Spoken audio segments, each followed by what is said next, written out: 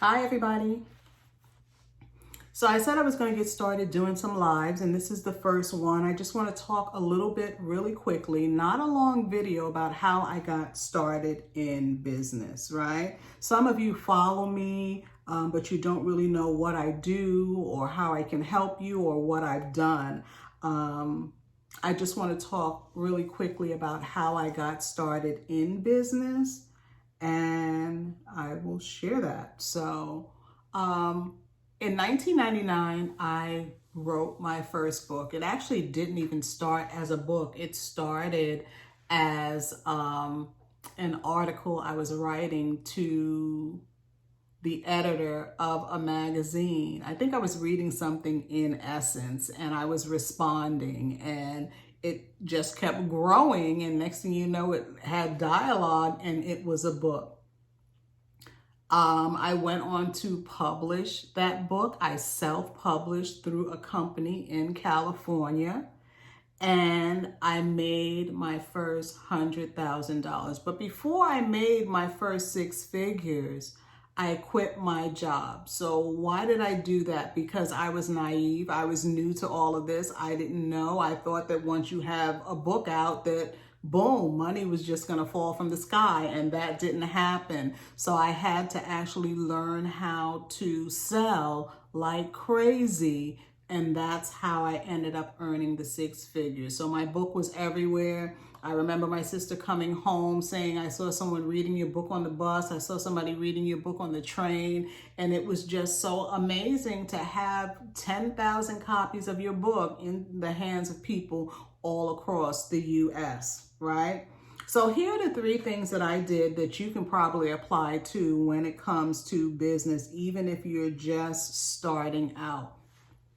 So the first thing I would say to do is commit to your vision. Commit to your vision. You have to be committed to it. Sometimes, when we're starting something or we have an idea about something, we're so excited that we're telling people, we're sharing all of our ideas and tips, and I'm going to do this, and then I'm going to do this, and I'm going to do that. And sometimes you're casting your pearls before swine. You're telling it to people who are going to just trample on your dreams, and you don't need to do that. Stay committed to your dreams. Sometimes you need to incubate your idea before you even launch, and that's a good way to get committed. So you mull it over, you think it, you map out a plan. Even if it's not the exact plan you're going to follow, you structure it so that there's something that you can follow and put in place concerning your idea, right? Or your vision, right? And you stay committed to it. So committed, that means you don't jump ship at the first sign of things getting rocky, or the first sign of things not going your way, or because it seems like there are no sales coming in and it's been 30 days. You stay committed to your vision, right? The second thing I would say is research everything. Research everything. When I left my day job and all I had was boxes and boxes of books in my living room, and I knew I wanted to sell those and trade those for money because I couldn't eat the books, but money could buy me food. So I had to research. I mean, this was back in the time with AOL and the little running man. It was back in those times, and I was in every chat room. I was on every message board for books, message boards for Christianity. I was doing research. I was seeing who were the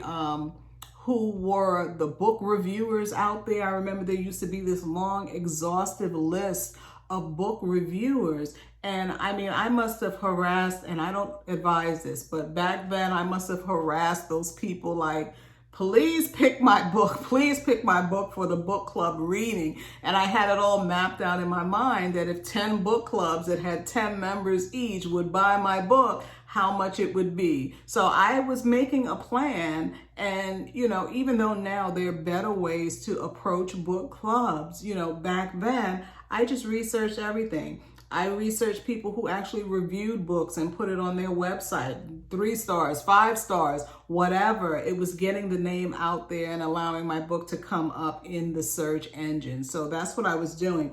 I was researching how to market. I was researching how to get books in bookstores, on the shelves, in the libraries. Because remember, back then, you had to really be a major publisher you had to be with a major publisher to get your book in Barnes and Nobles and on Borders back then. And I think there was B. Dalton's and Books A Million. So there were a lot more stores back then that gave authors the opportunity to get their books on the shelves. And I researched how to do all of that. And eventually I was able to do all of that, because once you have a book that is highly requested, people come in, they want to order copies, it opens the door for not just that book, but it'll open the door for future books that you have as well. So I did research on all of that, how to get into stores, how to, get into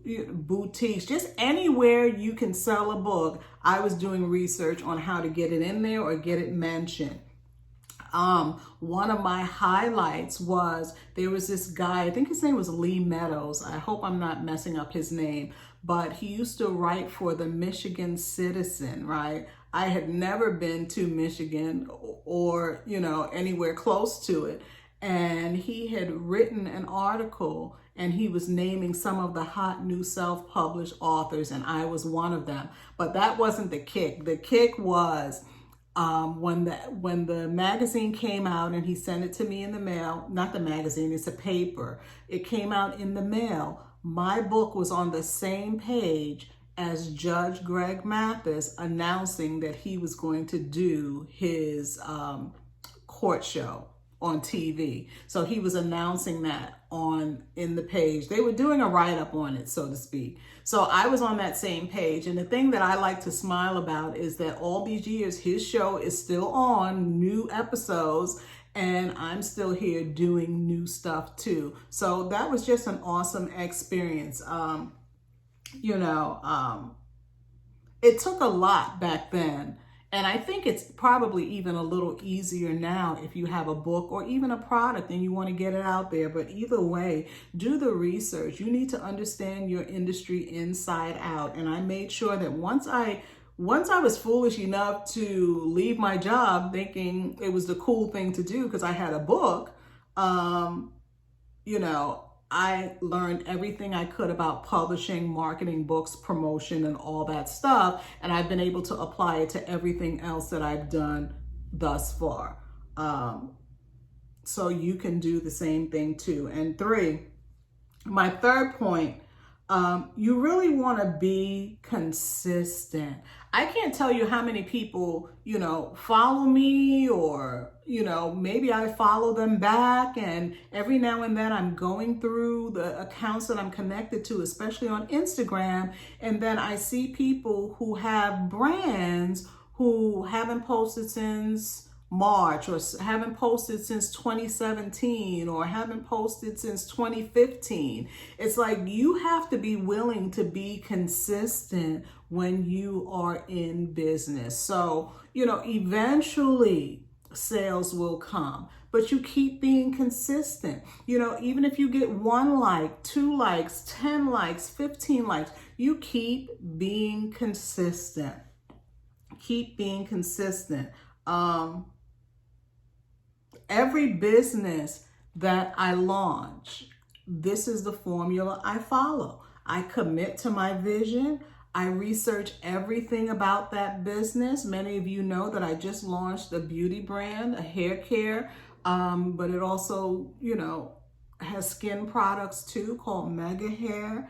And I did my research. Follow me, Shop Mega Hair. That's the account for the brand, Shop Mega Hair. Check it out, order something. I'm not going to give you the code. Just look on the post and you'll be able to see what codes are available because they change all the time. But for every business that I've launched, I committed to my vision. I researched to learn every single thing that I needed to know about that business.